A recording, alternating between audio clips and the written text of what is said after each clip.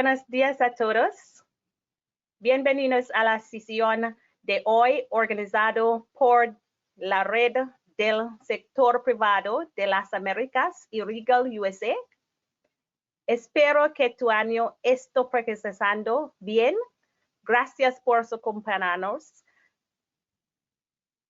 Nuestro primer presentador es James Van Rens, es vicepresidente senior del Regal USA y asesor estratégico del Grupo Regal. Ha estado trabajando en el campo del LiDAR desde 1993. Ahora invitado a Jim para su presentación. Jim? Thank you, Valerie. Thank you very much. Hello, and welcome to all the geospatial colleagues from the Caribbean, Central America, and South America. Hola y bienvenidos a todos los colegas geoespaciales del Caribe, América Central y América del Sur. Regal has brought together a panel of experts that will discuss with you important aspects that deal with understanding and managing your country's assets, finding and defining ancient cultural heritage, and how LiDAR plays an important role in those determinations. En esta ocasión, Regal ha reunido un panel de expertos que discutirán con usted aspectos importantes que se ocupan en comprender y administrar los activos de un país, encontrar y definir el patrimonio cultural antiguo y también hablar de cómo LiDAR juega un papel importante en estas determinaciones. LiDAR is an important tool for mapping our world. It provides high accuracy, high spatial frequency. Whether you collect it from an airplane, a helicopter, a drone, car, or truck, a boat, or even a tripod, the data is an essential partner in calibrating data from other sources, such as cameras, radars, multispectral systems, thermal systems, and surveying data from traditional tools. LiDAR es una herramienta importante para mapear nuestro mundo. Proporciona alta precisión y alta frecuencia espacial, recolectando información desde un avión, un helicóptero, un dron, un coche o camión, también un barco o incluso en un trípode. Los datos LiDAR son un aporte esencial en la calibración de datos de otras fuentes, como cámaras, radares, sistemas multiespectrales, datos térmicos y de topografía de herramientas tradicionales. LiDAR data is uniquely effective for vegetation penetration and mapping, and is particularly useful in correlating active and passive satellite sensor data. Los datos LiDAR son excepcionalmente efectivos para la penetración y el mapeo de la vegetación y son particularmente útiles para correlacionar datos de sensores satelitales activos y pasivos. Countries around the world rely on LiDAR mapping efforts for mapping topography, corridors, emergency response, bathymetric mapping of rivers, ports, shorelines. Use of this proven technology generates a return on investment from numerous areas, and that is nearly a 5-to-1 return as reported by the United States Geological Survey 3DEP program. Los países de todo el mundo, ¿verdad?, dependen de los esfuerzos del mapeo LiDAR para mapear la topografía, los corredores, la respuesta de grupos de emergencia, el mapeo batimétrico de los puertos, costas, lagos y ríos. El uso de esta tecnología probada genera un retorno de la inversión de numerosas áreas, que es casi un 5-a-1, como lo puede atestiguar el programa 3DEP del Servicio Geológico de los Estados Unidos. Our panel of experts will guide you through this for a deeper understanding, and I am very grateful for Claudio providing this in Spanish so that I didn't butcher the language. So, Claudio, thank you. Nuestro panel de expertos los guiará a través de esto para una comprensión más profunda, que son las presentaciones que veremos a continuación. Y Jim agradece que hayamos traducido. Thank you, Jim. Thank you. My pleasure. Gracias, Jim y Claudio.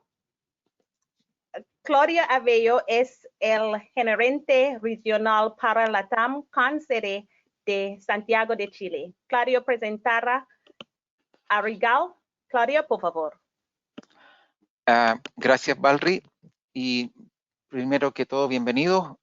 Muy agradecidos por la presencia que nos brindan, por esta oportunidad.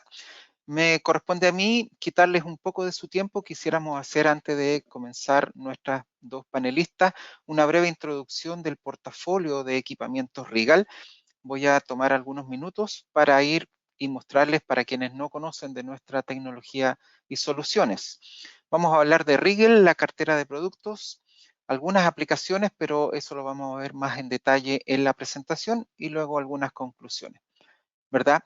Comencemos pues. Rigal es una empresa dedicada única y exclusivamente al diseño, fabricación y comercialización de equipamiento LIDAR, con más de 40 años en el mercado, probablemente la única empresa que centra toda su tecnología y esfuerzo en generar soluciones de mapeo con esta fascinante tecnología que llamamos LIDAR. Nuestra tecnología se centra en una metodología que llamamos pulso, láser pulsado o wavelength o tiempo de vuelo. Recordemos que en el mercado existen dos metodologías, ¿cuál es fase y tiempo de vuelo o wavelength? Los escáneres que nosotros ofrecemos ofrecen una diversa gama de aplicaciones con más de 220 ingenieros distribuidos en nuestras distintas oficinas a lo largo del mundo. Nosotros particularmente nos reportamos a Rigal USA, localizada en Winter Garden, Florida, pero nuestro cuartel general, oficinas centrales, se encuentran en la ciudad de Horn, en Austria, que es donde se formó la empresa. La oficina central comprende más de 25.000 metros cuadrados. Se acaba de inaugurar un edificio nuevo para aumentar nuestra capacidad de diseño y fabricación de equipamiento, y algo similar ha ocurrido en nuestro nuevo y flamante cuartel general de Rigal USA en Winter Garden, donde se ha construido e inaugurado hace muy poco una oficina totalmente nueva, un edificio que nos alberga a nosotros y que está con las puertas abiertas para atender sus cuestiones, sus preguntas, ¿verdad? Y sus visitas. Cuando quieran nos podemos coordinar y van a ser más que bienvenidos. Sobre los equipos que nosotros podemos brindar y ponemos a su disposición, tenemos 4 mercados o segmentos que manejamos. Primeramente, el mercado terrestre, lo que llamamos TLS, equipos montados sobre un trípode. El mercado de aplicaciones airborne o aéreas, lo que llamamos ALS. El mercado móvil, MLS, donde el equipo LiDAR está montado sobre una camioneta, un auto, un tren incluso. Y el unmanned, o lo que llamamos drones, ¿verdad? O también denominado ULS. El segmento industrial no lo voy a comentar ahora, se los puedo comentar en detalle cuando lo soliciten. Me pueden enviar un correo y con todo gusto les comento las aplicaciones que tenemos para este mercado. Sobre las diferentes escalas de aplicación, quiero partir mostrando esta imagen que me parece muy ilustrativa. Aquí vemos una imagen aérea, obviamente, y esto es más o menos lo que podemos cubrir con un equipo ALS, ¿verdad? Montado en un avión o en un helicóptero. La diferencia comparado con un equipo MLS en un vehículo o en un tren, en fin, va a ser esta línea roja, ¿verdad? Donde voy a poder medir una franja del área con una distancia de 400, 500 metros a cada lado. Luego tenemos aplicaciones TLS o terrestres, ¿verdad? Donde son levantamientos puntuales de zonas en estudio. Y finalmente, para que tengan una buena idea, lo que llamamos el ULS o aplicaciones en dron, ¿verdad? Donde estas zonas rojas más o menos les dan una idea de lo que se puede trabajar en un día. Dicho eso, comencemos con el portafolio de aplicaciones aéreas. Quisiera mencionar, y si me permiten, solo un concepto que me parece muy, muy interesante, que es este concepto de los puntos por metro cuadrado. Ha sido motivo de discusión y análisis cada vez que algún cliente me solicita información, y es donde yo empiezo a preguntar sobre cuántos puntos por metro cuadrado necesita. Punto por metro cuadrado es, ¿verdad?, tiene una directa relación a la frecuencia de repetición del equipo, es decir, cuántos disparos o pulsos por segundo el equipo es capaz de emitir y recibir, a qué velocidad se encuentra el móvil, el avión, el helicóptero volando, y a qué altura. Esto nos va a permitir determinar cuántos puntos por metro cuadrado, que finalmente va a ser lo más relevante para determinar si cumple o no los objetivos. Hablamos de puntos por metro cuadrado, obviamente, y tal como su palabra lo dice, en esta dispersión o en esta concentración de información por metro cuadrado. Obviamente, mientras más puntos por metro cuadrado tenga, mejor voy a poder representar el terreno. Mientras menos puntos por metro cuadrado, menos información, menos detalle voy a obtener. Y eso va a ser una directa relación a los objetivos del proyecto. Nosotros en nuestros catálogos incluimos estas tablas logarítmicas que fácilmente permiten al cliente determinar con antelación cuántos puntos por metro cuadrado pudiera adquirir con determinado equipo. En este ejemplo usamos un BQ 1560 Mark II-S, que es el más avanzado de los equipos aéreos, disparando del orden de 4 millones de pulsos por segundo. Si pensamos que estamos a una velocidad de 100 nudos, aproximadamente 185 kilómetros por hora, a una altitud de 2.500 pies, hablemos de 760 metros, vamos a obtener aproximadamente 61 puntos por metro cuadrado, que es lo que me indica este gráfico, si pueden ver acá, ¿verdad?, en la franja de color verde. Y además entregamos información del área que se pudiera cubrir, ¿verdad?, en ese momento. Hablamos de 126 kilómetros por hora, o sea, 12.600 hectáreas a la hora que pudiera yo obtener de rendimiento utilizando este equipo bajo estos parámetros de velocidad, altitud y frecuencia de repetición del pulso. Les comento esto porque me parece muy relevante que lo tengan en cuenta cuando estamos hablando de un levantamiento LIDAR, especialmente levantamiento LIDAR aéreo. Hablando del portafolio, tenemos distintos equipos. No voy a ir en detalle en cada uno porque no es lo más relevante hoy día. Repito, me pueden contactar y solicitar información detallada y con todo gusto se los hago llegar. Siendo, como les decía, el más avanzado el 1560 2S. Este equipo puede volar hasta una altura de 4.800 metros sobre el nivel medio del mar aproximadamente, ¿verdad?, con una reflectividad mayor al 20%, posee dos láser, dos LIDAR, ubicados en lo que llamamos crossfire, es decir, en ángulo distinto de ataque.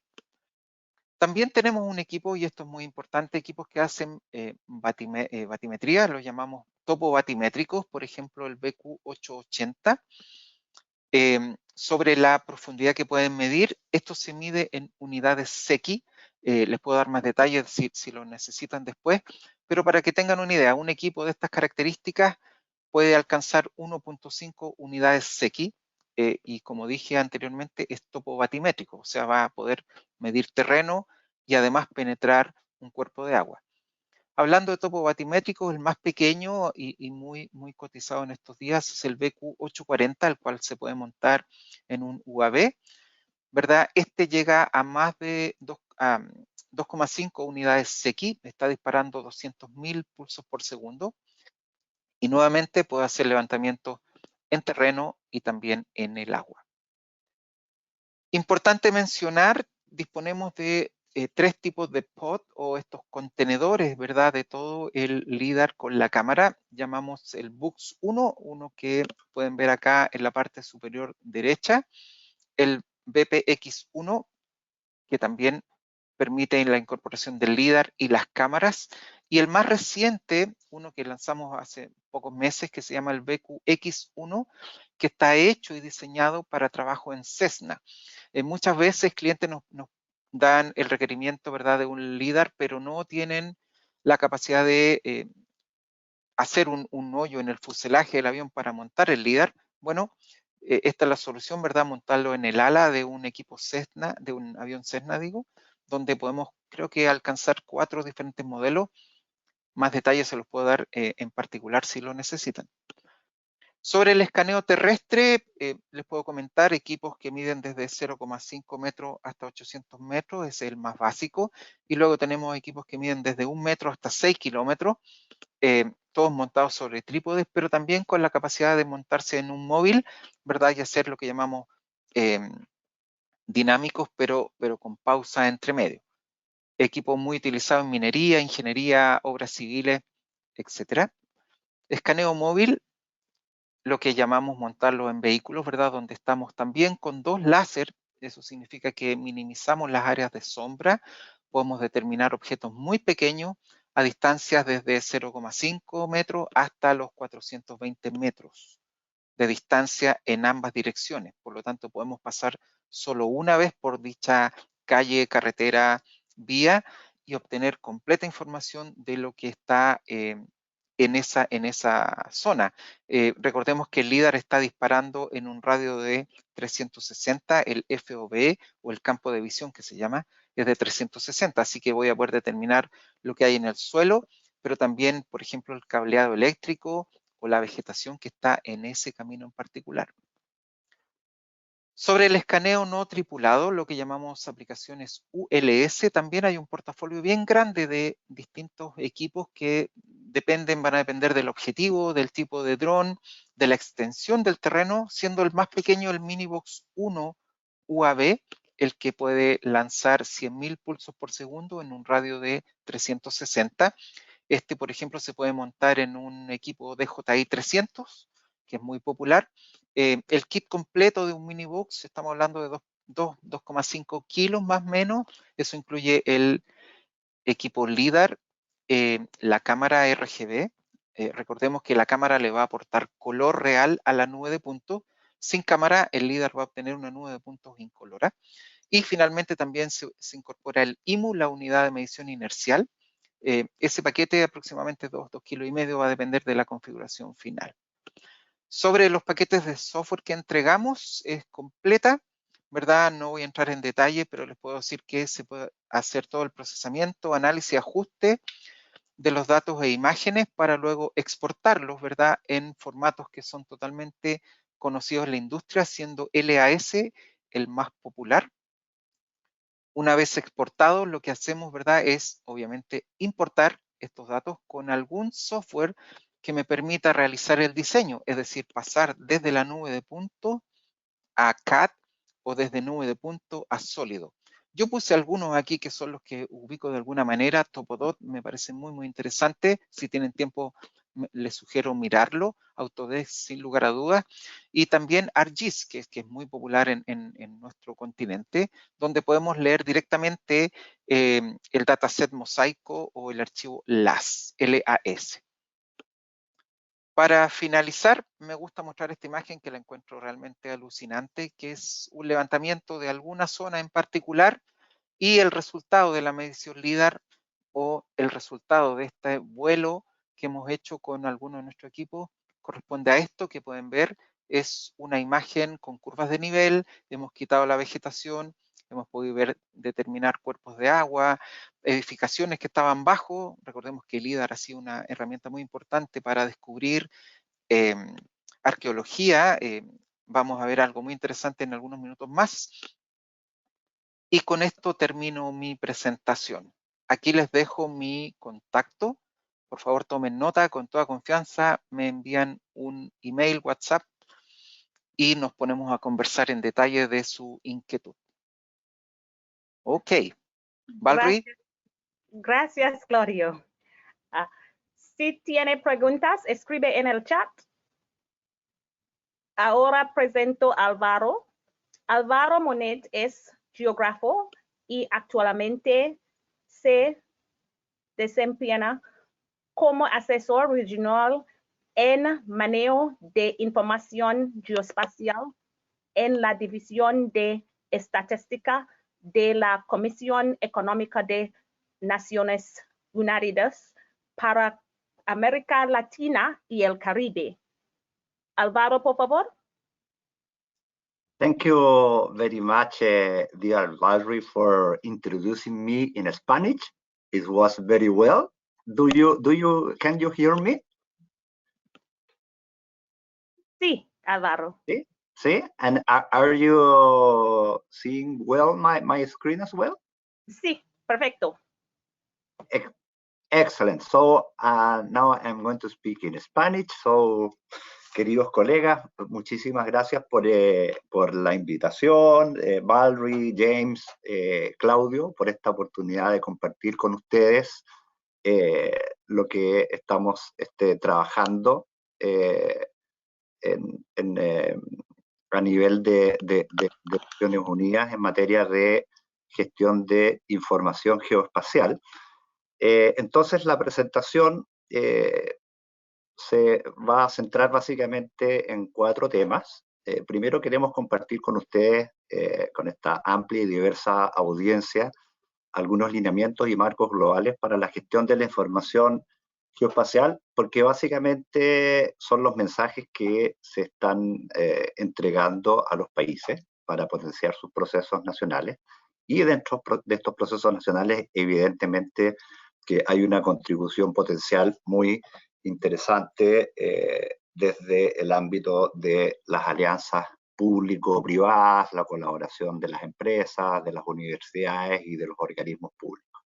También quisiéramos referirnos brevemente a el soporte geoespacial a la Agenda 2030, donde aquí yo creo que también hay una oportunidad muy relevante para la colaboración entre distintos actores. Algunos ejemplos de soporte geoespacial a un tema que está muy contingente durante estos últimos 2 años, que es la gestión del COVID, y finalmente comentar algunos aspectos sobre la importancia de las alianzas interinstitucionales.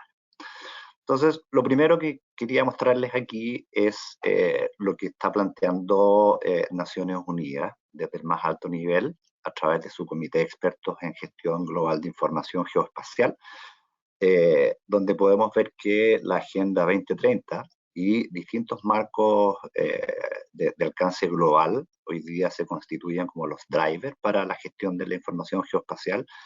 Y todos estos desafíos que ustedes ven en la tercera fila, donde aparece el título Geospatial Challenges and Drivers, podemos ver el amplio espectro de materias en las cuales la información geoespacial puede apoyar. Creo que en algunos de los ejemplos que mostró Claudio hay esta vinculación, digamos, con distintos temas de gestión pública relacionados con el medio ambiente, con los desastres, con la planificación urbana, etcétera, etcétera, ¿no? Entonces, hay unos elementos de estrategia que vienen desde el ámbito global, que se traducen en un conjunto de temas que ustedes ven acá más abajo, ¿no? Que son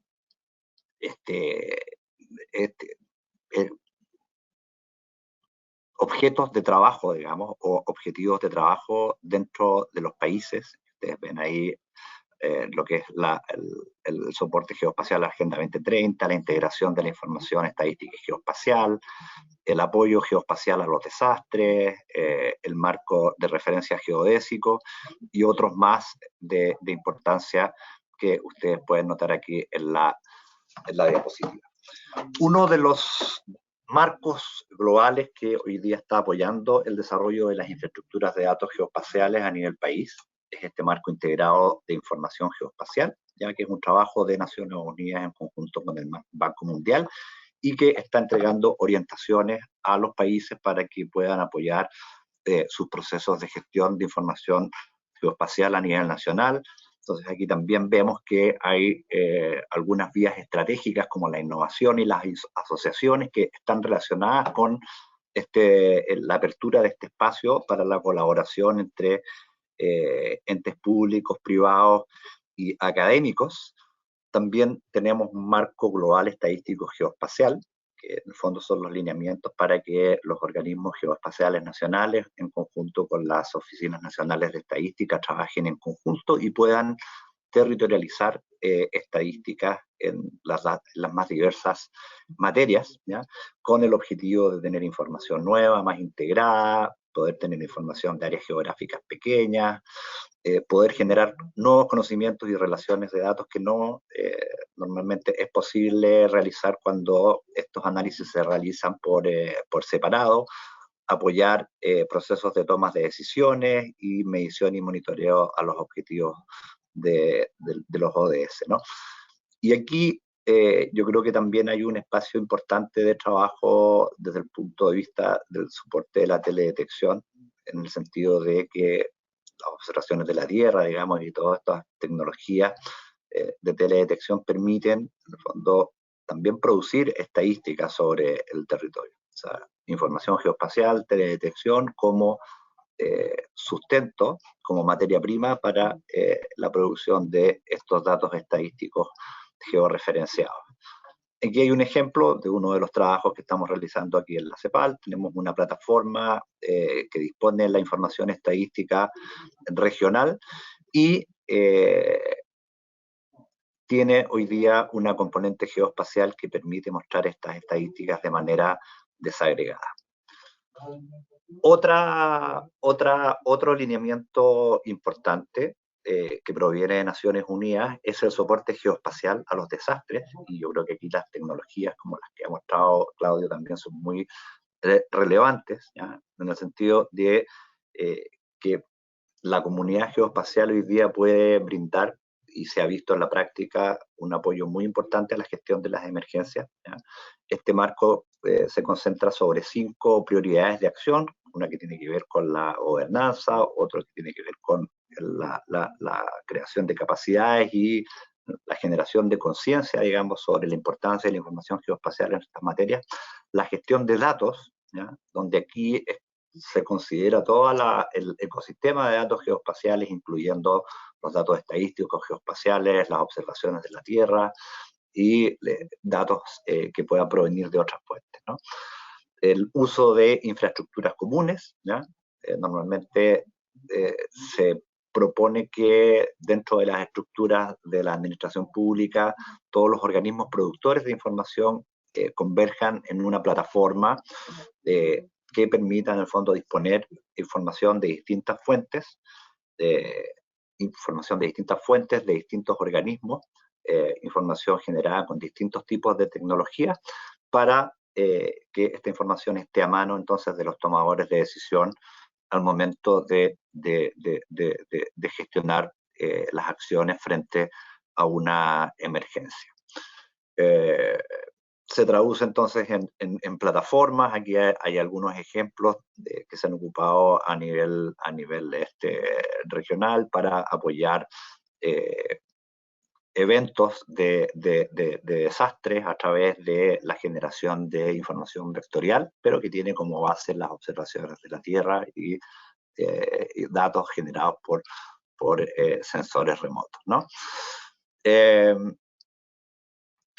Este otro punto también creo que es un espacio muy interesante para la contribución desde el ámbito del sector privado, lo que tiene que ver con la información geoespacial y la Agenda 2030, en el sentido del potencial que hay desde este, digamos, ámbito de la producción de datos geoespaciales para apoyar la producción de indicadores, ¿ya?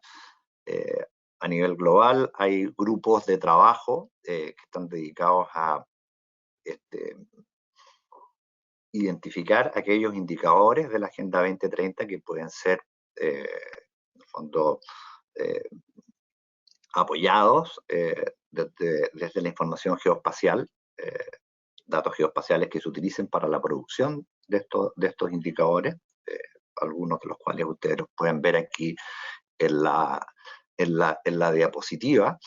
Entonces esta es una tendencia también creciente a poder ir validando la información geoespacial como una fuente de información oficial para la producción de indicadores. Este es un ejemplo con el indicador 9.1.1 que tiene que ver con la localización de población rural que vive a menos de 2 kilómetros de un camino transitable todo el año, ¿ya? La idea es que este indicador, que tiene relación un poco con con la accesibilidad vaya mejorando a lo largo del tiempo. O sea, un indicador que se monitorea cada ciertos periodos, y metodológicamente la manera de producir este indicador es con insumos de información geoespacial, con datos topográficos. Desde el ámbito de los productos de la teledetección también se pueden utilizar modelos digitales de terreno para incorporar también capas de transporte y información sobre carreteras que estén pavimentadas y que sean transitables durante todo el año, ¿no? Entonces, este es un indicador que se produce, que se mantiene con información geoespacial, y desde el punto de vista metodológico hay un espacio, digamos, para que sea enriquecido mediante el uso de las tecnologías que nos ha mostrado Claudio, ¿no? Este es otro ámbito de trabajo con la información geoespacial, donde se ha puesto en relevancia, digamos, cómo mediante el uso de plataformas y de datos desagregados se puede ir entregando un reporte de las acciones que se realizan para enfrentar el COVID a nivel de país. Esta es una plataforma de la CEPAL, que no tiene un nivel tan importante de desagregación, pero sí es muy rico en términos de la disposición de datos respecto a qué es lo que está realizando cada uno de los países para enfrentar la pandemia en distintas materias.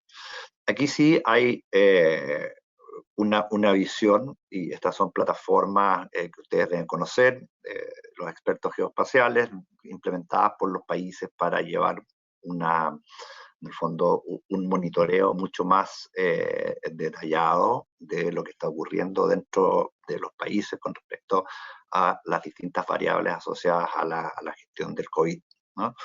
Entonces, aquí vemos visualizadores donde se despliegan variables, donde hay un seguimiento prácticamente diario, ¿ya? Con distintos indicadores y variables, ¿no?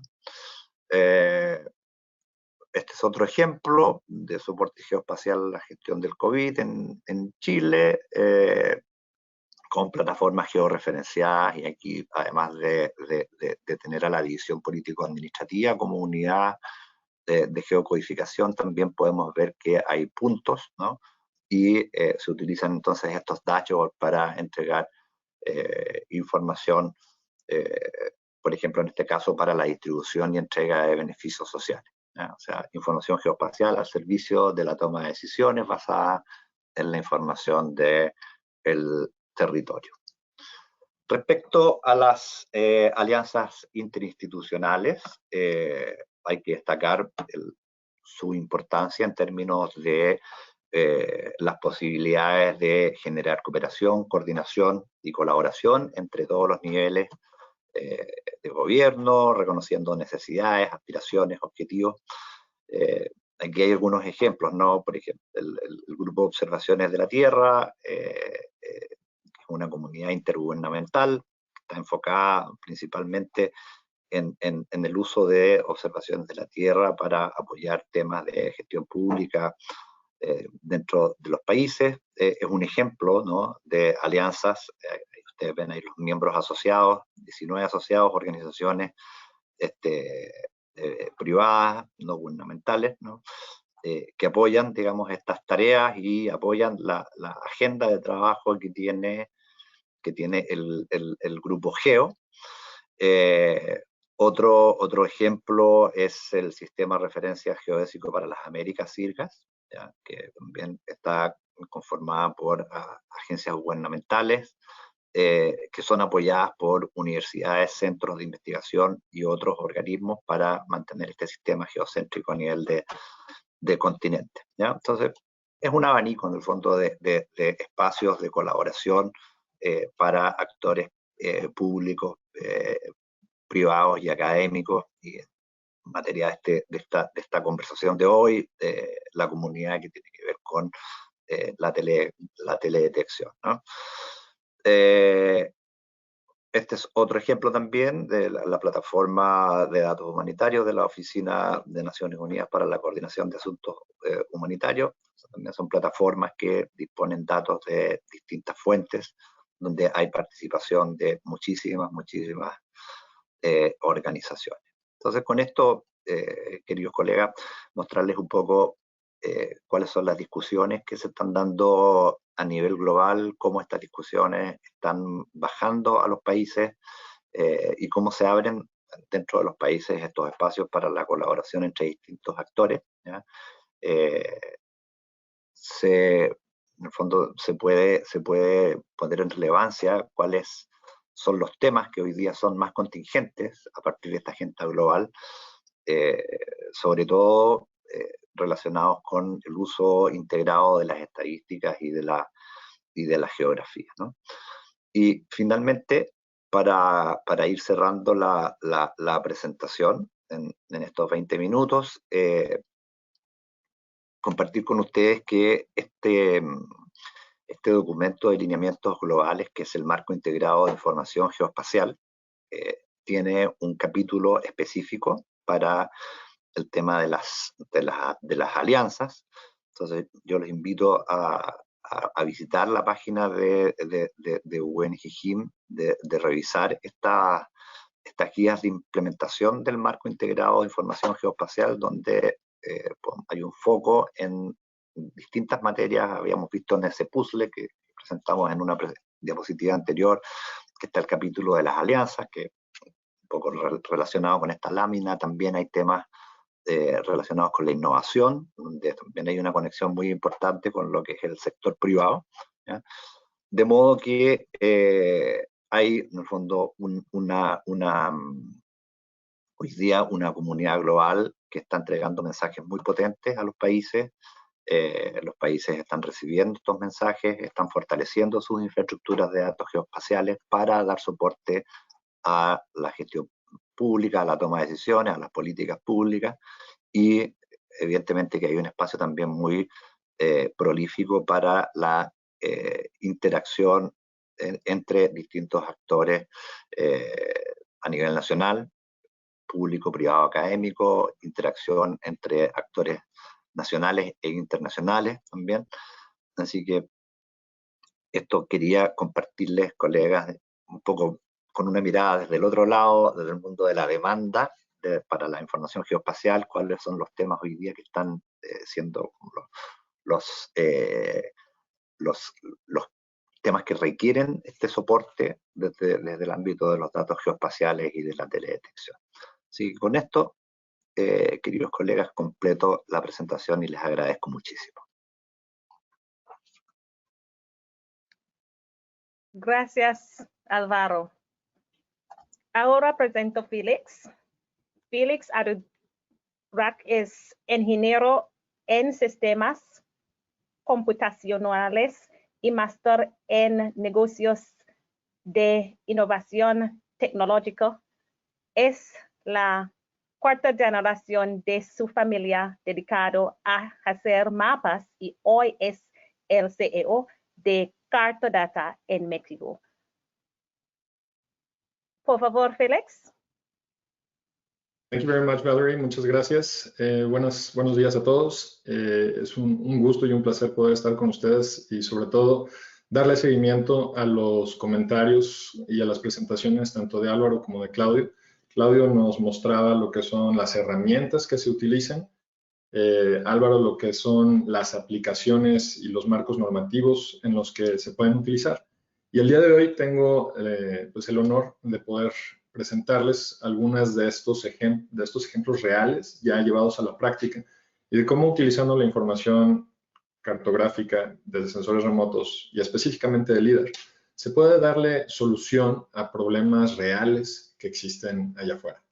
Ahora, antes de empezar, me gustaría presentar a Cartodata y sobre todo, más que la empresa, la misión, lo que nosotros hacemos.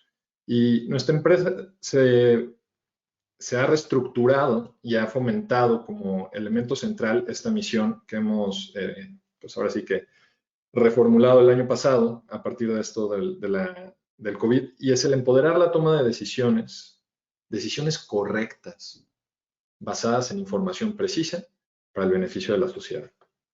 Cuando nosotros tomamos en cuenta estos 3 factores en lo que es nuestro día a día, cambia mucho la perspectiva y la responsabilidad que tenemos al levantar información geográfica y acercarla a los tomadores de decisiones, porque al final de cuentas podemos tener un mapa espectacular, pero si no se utiliza para tomar decisiones, entonces no está sirviendo.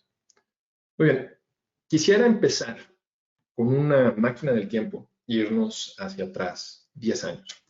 Y quiero enseñarles un set de datos de uno de nuestros primeros proyectos LIDAR. Entonces, dame un segundo.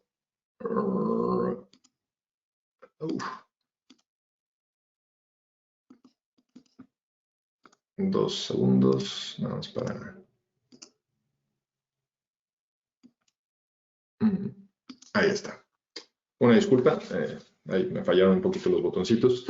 De este lado tenemos lo que es un levantamiento que se realizó por ahí del año 2012.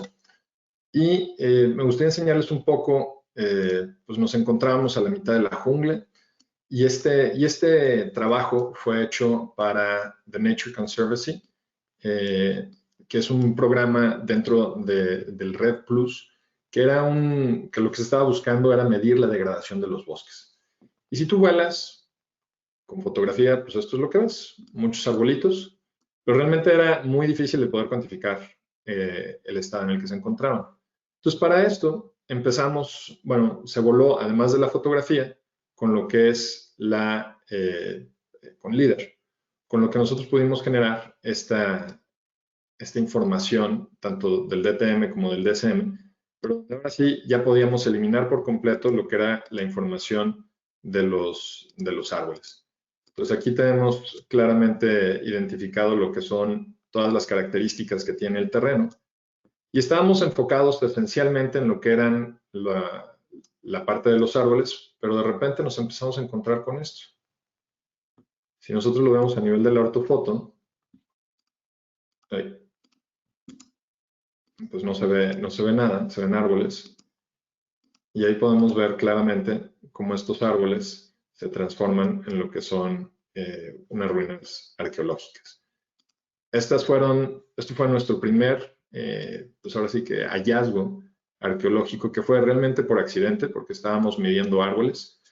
Y a la hora de que lo empezamos a visualizar dentro de la nube de puntos con esta, pues ahora sí que capacidad de analizar y de poder hacer la eliminación de los árboles, donde pues aquí tenemos claramente estas ruinas arqueológicas y a partir de ahí podemos ver lo que son los árboles que pues nos estorbaban para poder ver las ruinas arqueológicas.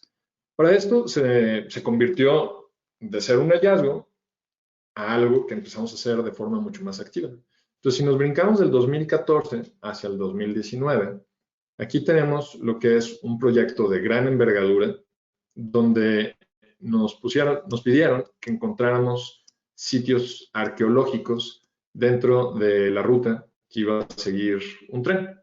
Entonces, pues misma historia, nada más que ahora ya teníamos lo que era una gran cobertura, donde la información LIDAR pues, nos permitió encontrar muchos de estos vestigios que pues, no todos son campos de juego de pelota, como es acá, donde podemos ver claramente pues ahora sí que el uso que se le podía dar al mismo, ¿no? Aquí este es las dos paredes y el lugar de juego de pelota, y empezamos a aprender un poco más sobre arqueología, identificando que hay diferentes tipos de sitios arqueológicos y de clasificaciones dentro de los mismos. Ahora, cuando nosotros terminamos de hacer este proyecto, pues hicieron unas revisiones en diferentes lugares y llegamos a unas zonas impresionantes que eran prácticamente ciudades las que se encontraban alrededor de las áreas de interés, de tal manera que esto se engancha con el punto relevante de todo esto, y es que la autoridad toma decisiones en base a la información que se generó. Y esto es un tweet donde el Tren Maya anuncia que han encontrado 2.555 vestigios arqueológicos solamente en el tramo 1. Y entonces empiezan a mostrar todo lo que se empieza a hacer en realidad alrededor de esto y ya las excavaciones que se hacen en específico para recuperar muchos de estos vestigios arqueológicos. Ahora, estábamos hablando de este proyecto de degradación de bosques, que a lo largo del tiempo pues empezamos a tratar de hacer esas medidas que se toman en los bosques administrados en Europa y en otros lugares donde tienen un trabajo mucho más preciso. Y dijimos, oye, en los bosques está muy difícil en México, que es donde trabajamos principalmente, el medir lo que son los árboles. Entonces, ¿por qué no lo hacemos a nivel de lugares donde sea más sencillo? Como en las urbes, en los entornos urbanos.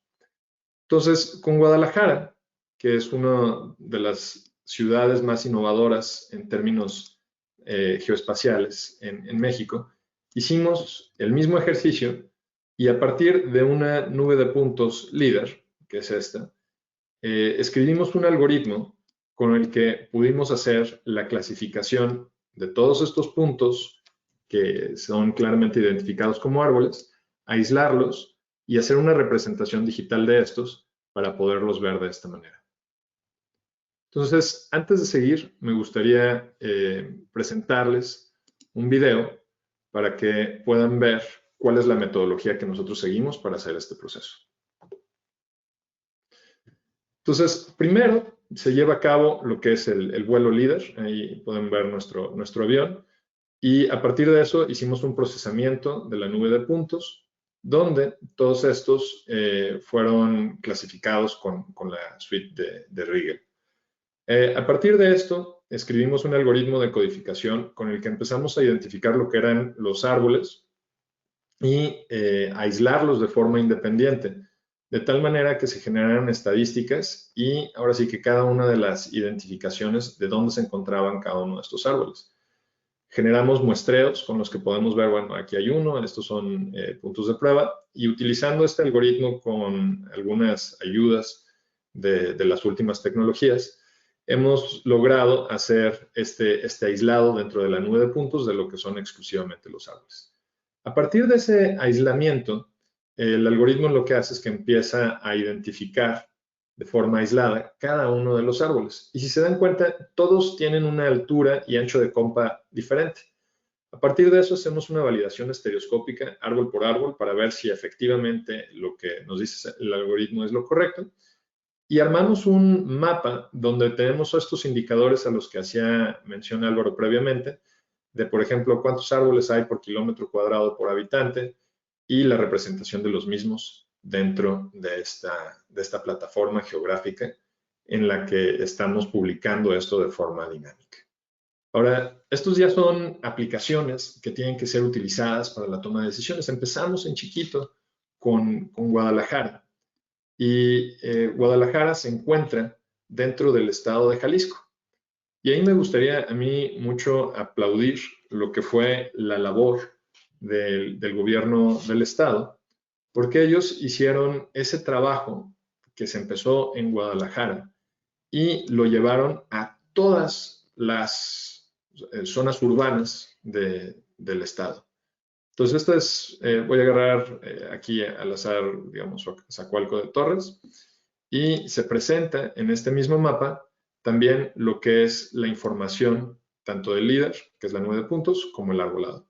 Entonces aquí ya tenemos dinámicamente toda la información del arbolado que puede ser ahora sí que cuantificada para generar estadísticas dentro de lo que es la nube de puntos de cada una de 221 poblaciones en el estado de Jalisco.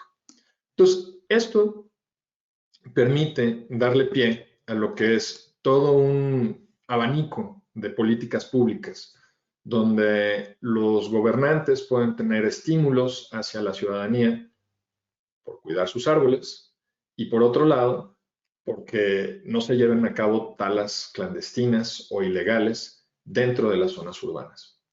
Para lo que veíamos hace un momento de Guadalajara, donde teníamos las zonas arboladas, separadas, nos permite a nosotros el identificar de una forma muy clara, y en el video se vio muy rápido, entonces se los voy a volver a compartir. Aquí tenemos todos los árboles de la ciudad de Guadalajara, están clasificados en diferentes colores. De color amarillo son los que están en la vía pública, de color morado son los que se encuentran dentro de una propiedad privada, y de color rojo son los que se encuentran en parques, y finalmente los de color verde son los que se encuentran en áreas naturales protegidas. Entonces, toda esta información está ahí, disponible para la consulta, pero lo interesante es cómo estos datos nos permiten generar indicadores, como los que mencionaba Álvaro, para la toma de decisiones. Número 1, ¿dónde tenemos la menor densidad de árboles por kilómetro cuadrado? Aquí, en este kilómetro cuadrado, en esta malla arbitraria, tenemos 970 árboles, cuando en este tenemos 2097. Evidentemente, en este sector de la ciudad, si se va a hacer un plan de reforestación urbana, es una de las primeras áreas donde se tiene que atacar. Y si se dan cuenta, en las zonas públicas, pues las banquetas, en esta manzana, no se tiene más que un árbol o dos. Entonces, ahí es donde se tienen que hacer estas políticas de ataque y de resolución de problemáticas de arbolado urbano. Y si se dan cuenta, podemos cruzar esa información con lo que son los datos de la población. Y aquí tenemos lo que son las áreas rojas, donde vive mucha gente y no hay suficientes árboles. Y la fijación de monóxido de carbono es de menor densidad, por lo cual la calidad del aire también se ve comprometida. Esto es un ejemplo de estas aplicaciones, de cómo pueden tener un impacto sobre la ciudadanía. Ahora, regresando al tema de Guadalajara, toda esta información la hacen pública, como otros indicadores en este portal que se llama mapa.guadalajara.com, donde puedes ir escogiendo diferentes tipos de información, e inclusive podrías descargar de forma gratuita lo que son la nube de puntos generada a través de este portal, donde pues tú puedes agarrar y decidir qué área quieres descargar dentro de todo lo que es el set de datos para la toma de decisiones por parte de la ciudadanía, no nada más el gobierno. Bien, para continuar con los ejemplos, me gustaría mostrarles también cómo todos estos indicadores que mencionaba Álvaro, utilizados dentro de lo que es la administración pública, tienen mucha relevancia, ¿no? Que es cruzar la información, como aquí dice Guadalajara, en términos de los riesgos, de los desastres, de la movilidad, de la recolección de basura, de la información de los propietarios, de los reportes ciudadanos, el arbolado, la salud, las áreas de tránsito, los censos poblacionales, en fin, son ejemplos hacia la ciudadanía y hacia el interior. Este es Tlajomulco. Estas son todas las herramientas estadísticas que están montadas dentro del mismo mapa para la toma de decisiones por parte de la ciudad. ¿Dónde voy a poner un centro deportivo? ¿Dónde voy a poner un centro de atención de salud? ¿Dónde se pueden hacer diferentes tipos de construcciones? En fin, todas estas están publicadas y se ven sustentadas con una base esencial, que es la cartografía.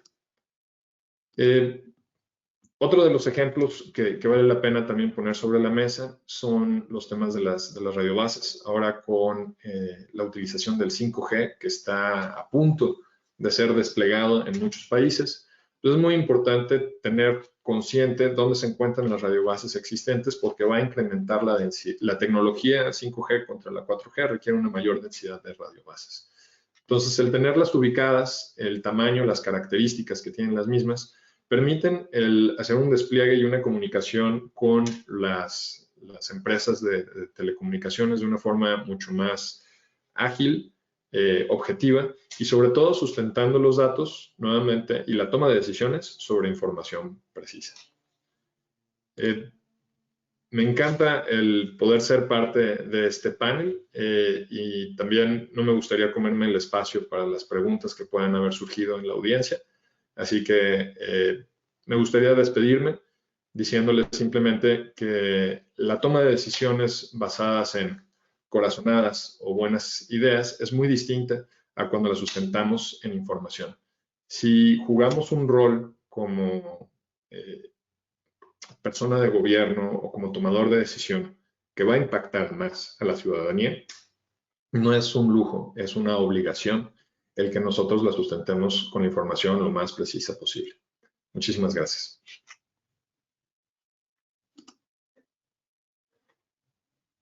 Gracias, Félix.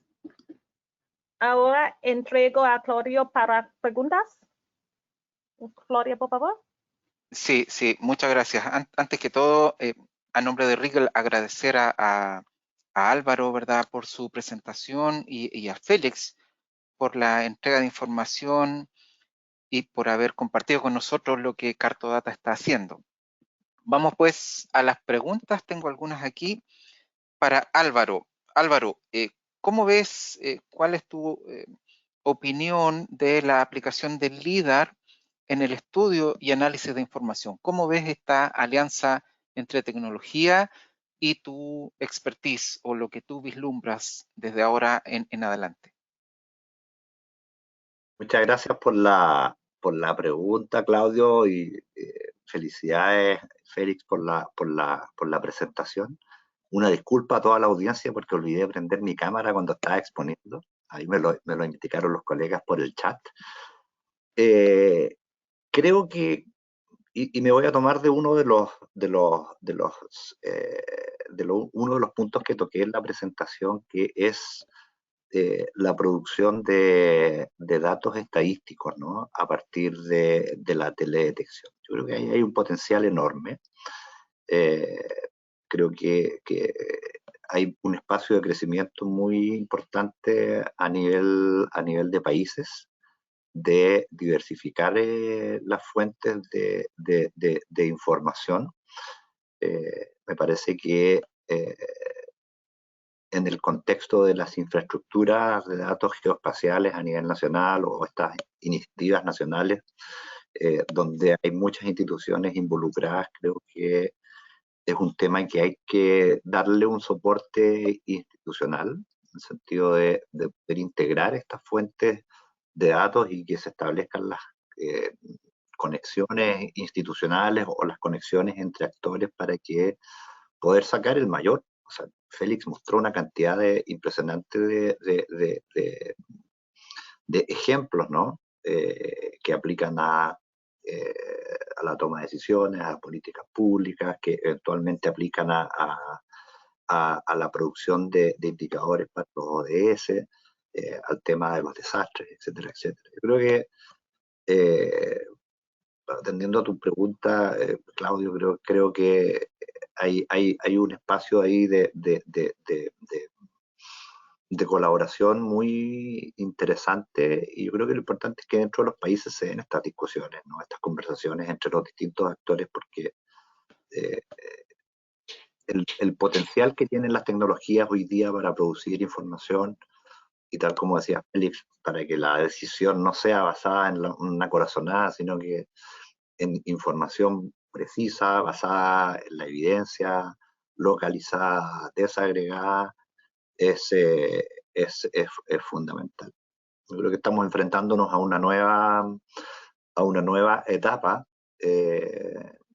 dentro de la gestión de la información geoespacial, y que ya está avanzando hacia la gestión del conocimiento. Y creo que en esta gestión del conocimiento el aporte de la teledetección es fundamental. Datos, raw materials, o sea, datos marco, datos de teledetección, dando soporte a ejercicios de análisis territorial.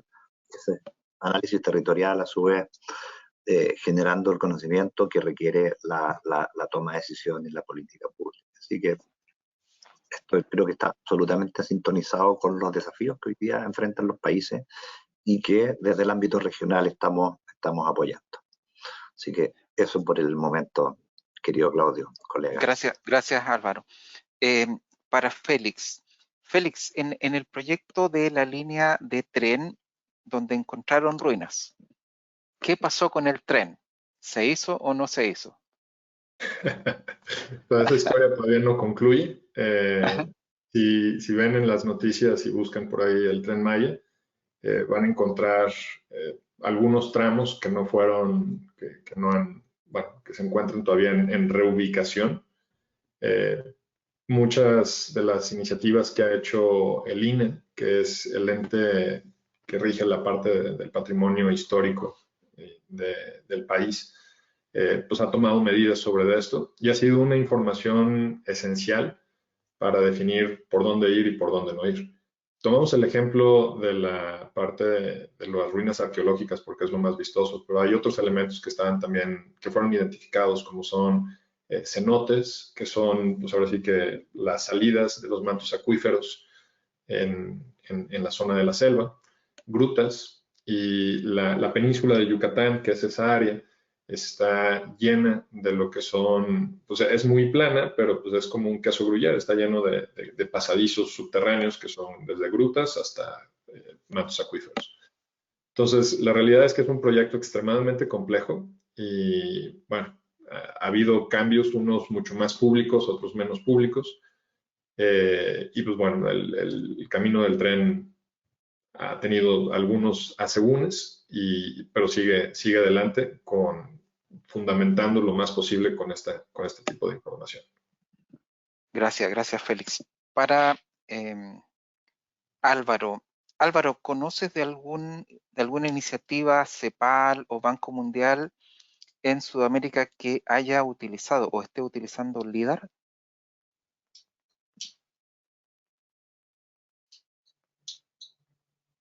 Déjame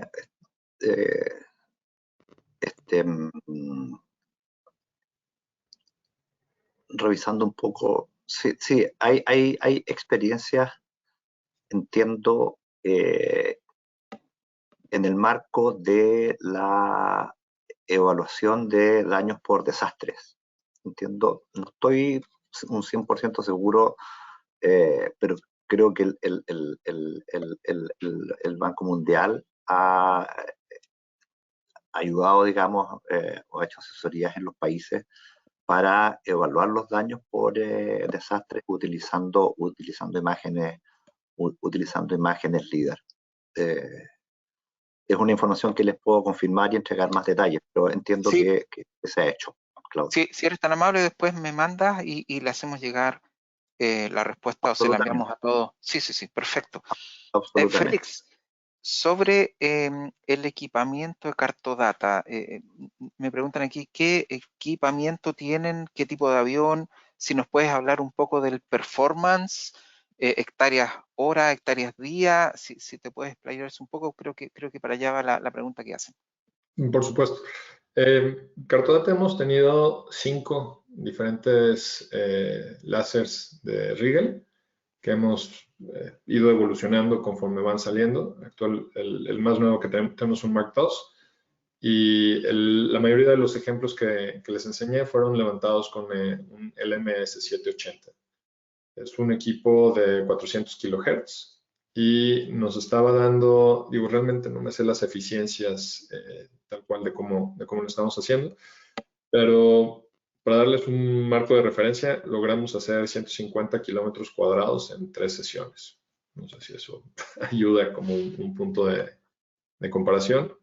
Utilizamos un avioneta Cessna 206 y 207 y usamos unos reflectores para volar más lento y así poder incrementar lo que es la densidad de la nube de puntos. Es interesante cómo con el Mark II ahora ya podemos hacer las líneas de alta tensión, por ejemplo, antes no se veían en el avión, tenías que hacerlo con un helicóptero que va mucho más lento y ahora ya gracias al incremento de las frecuencias y estamos sobre los 2 millones de puntos por segundo o de pulsos por segundo, pues logramos ver cosas como son por ejemplo, en la imagen que están viendo aquí abajo del póster, los árboles están generados con el LMS780 y la montaña que aparece en la parte de atrás, donde prácticamente no se alcanza a ver el negro, es generada con el BQ780 WI. Y el Mark II o AA tiene la particularidad de que nos genera nubes de puntos muchísimo más densas, y los algoritmos de identificación de árboles, las construcciones abajo de los árboles, las pendientes, los modelos de simulación hídrica son mucho más precisos, gracias precisamente a que las densidades son mucho más altas. Estamos comparando 8 puntos por metro cuadrado contra 15, 20 puntos por metro cuadrado. Muchas gracias. Gracias. Álvaro, me preguntan aquí si conoces de algún financiamiento del Banco Mundial para ayudar, ¿verdad?, en este lineamiento que estábamos conversando, ¿verdad? ¿Cómo podemos obtener información? ¿Cómo tomar esa información y distribuirla entre distintos ministerios, por ejemplo? Entiendo que se lleva la pregunta. Si conoces de algún programa de financiamiento o programa de ayuda en este sentido. Sí, o sea, yo entiendo que el Banco Mundial tiene una línea de trabajo en materia de gestión de información geoespacial y en particular para la atención a desastres, pero creo que lo puedo fusionar, digamos, con la consulta anterior en términos de quedar al pendiente de ustedes para poder averiguar y entregarles esta información de manera más precisa, ¿no? Pero el Banco Mundial tiene una línea de trabajo muy potente con información geoespacial. Déjenme hacer las consultas y la investigación para entregarles la información a los colegas que están haciendo la pregunta, ¿no? Perfecto. Gracias, Álvaro. Félix, aquí justamente algo que mencionaste en la respuesta anterior sobre líneas de distribución eléctrica, ¿verdad? Y me preguntan también de tubería. Si Cartodata tiene experiencia, si puedes comentar algo sobre eso, algún levantamiento que involucre, ¿verdad? Ya no árboles, sino que objetos más finos, como pueden ser, ¿verdad? Los cables de alta, mediana o baja tensión. Sí, por supuesto. Dentro de lo que son los levantamientos de infraestructura, para lo que es las líneas de alta tensión, hemos hecho corridor mapping, que es precisamente no nada más medir dónde se encuentran los postes, sino la medición de las catenarias, y poder a partir de estos es una combinación de dos cosas, ¿no? Una, lo que es la infraestructura base, y eso lo podemos complementar ya no tanto con LIDAR, sino con supervisión con drones, como para ver cómo se encuentran los aisladores, con cámaras térmicas, para ver dónde se requiere hacer un mantenimiento sin necesidad de mandar un helicóptero, simplemente observando desde arriba cómo se encuentran las características de cada una de estas.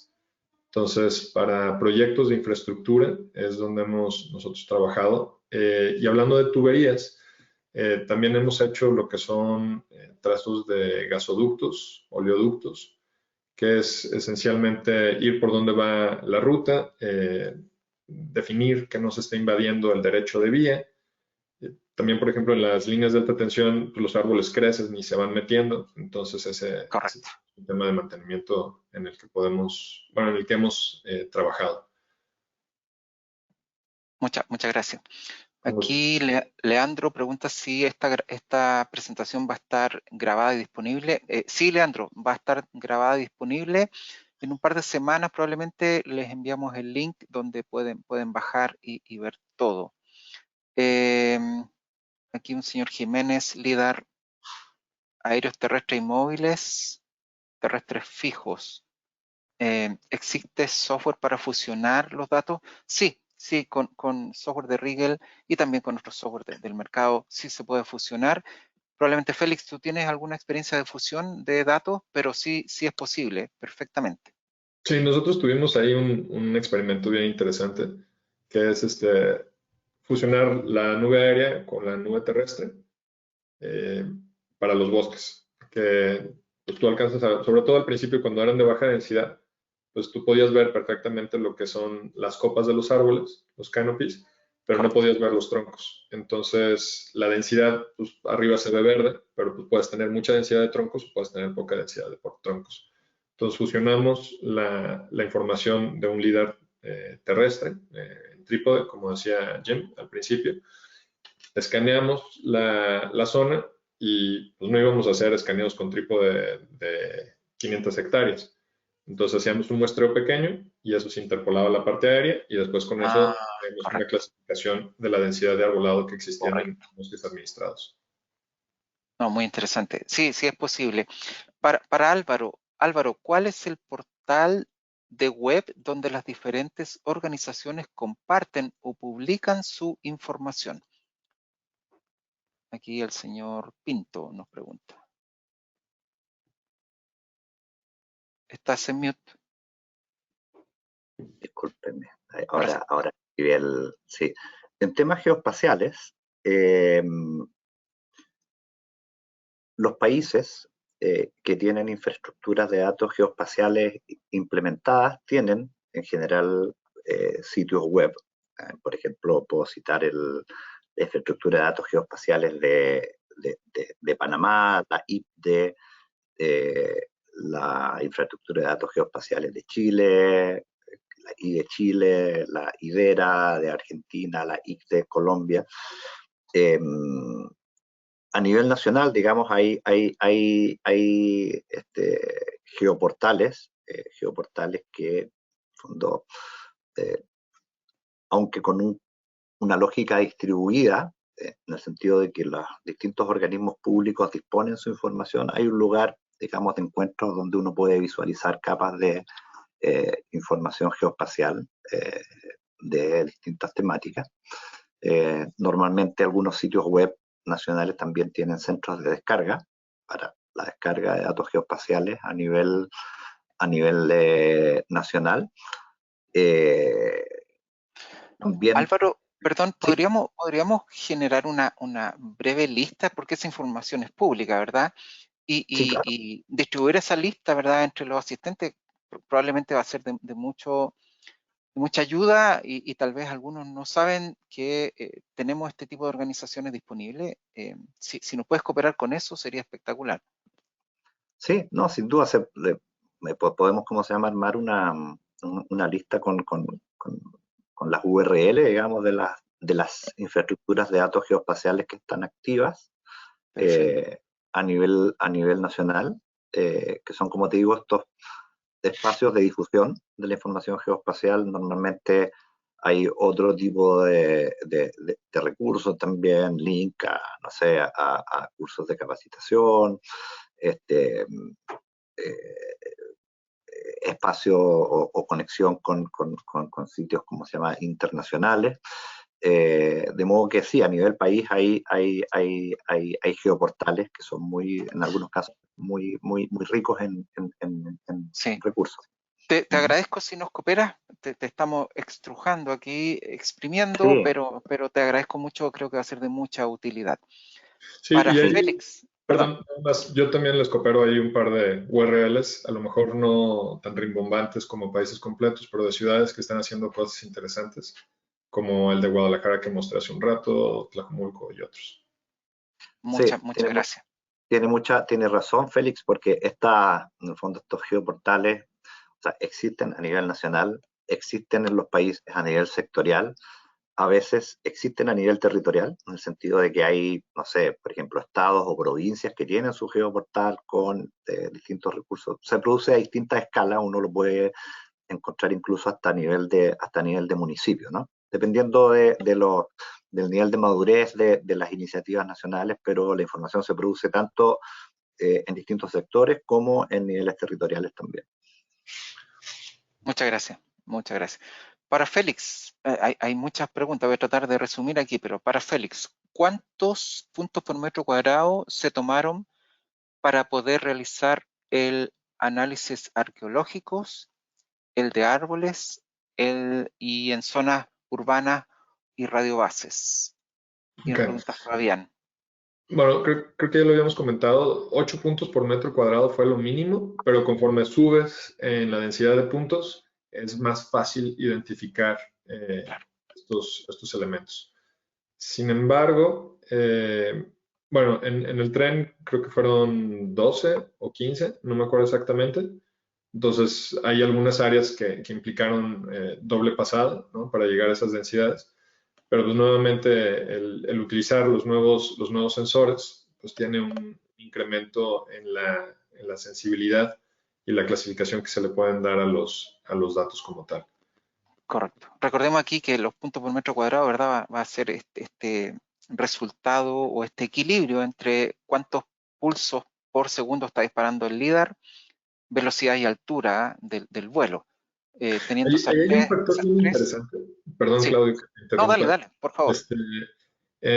Por ejemplo, en México el INEGI hizo un levantamiento de todo el país con LIDAR, pero lo hizo, no llegaba al punto por metro cuadrado. Entonces servía muy bien para hacer un DTM de baja resolución de todo el país. Sin embargo, ya cuando vas por elementos más finos como árboles, como zonas arqueológicas, como vías de comunicación, como escurrimientos, como carreteras que se encuentran ocultas abajo de los árboles, sí necesitas densidades de por lo menos 6 a 8 puntos por metro cuadrado. Abajo de eso, te estás quedando con la pura topografía, no alcanzas a ver esos detalles. Totalmente de acuerdo. Sí, muy asertivo el comentario. Claro, aquí es donde vemos, ¿verdad?, productividad, el performance del equipo, pero ¿cuál es el objetivo? Si hablamos de muchos puntos por metro cuadrado, 60, 100, el levantamiento va a quedar espectacular, pero ¿cuánto me voy a demorar y a qué altura y velocidad necesito para llegar a esos valores? Así Y la que, adquisición es uno de los problemas, pero después es la correcto. disponibilización. Todo lo que Claro, ustedes vieron ahorita, los ejemplos no eran PowerPoints, era la información viva, como la consultan los tomadores de decisiones a través de un portal. Nosotros desarrollamos una herramienta que se llama L-Carto, que es donde se van vaciando todos estos sets de datos. Y ahí es donde se van generando todas estas herramientas y el valor que le podemos dar a los tomadores de decisiones y a los ciudadanos. Pero sí es muy importante no nada más el tiempo de adquisición, sino también qué tanta información vas a generar y cómo la vas a administrar para poderla compartir a partir de un geoportal, como bien mencionó Álvaro. correcto. Creo que vamos a dejar hasta aquí. Tengo una última pregunta. Aquí me dicen si Cartodata hace trabajos internacionales. Sí, hemos trabajado en Centroamérica, hasta Argentina hemos hecho trabajos. En algunos casos, pues no se trata nada más de la adquisición de datos, sino es el procesamiento. Hemos trabajado en África y en Europa también, particularmente en términos de utilizar nuestro software y nuestros servicios de procesamiento de mapas. Perfecto. La información de Félix se las puedo hacer llegar sin problema. Busquen ahí Cartodata, la página web, ¿verdad?, en México, y van a encontrar todos los datos.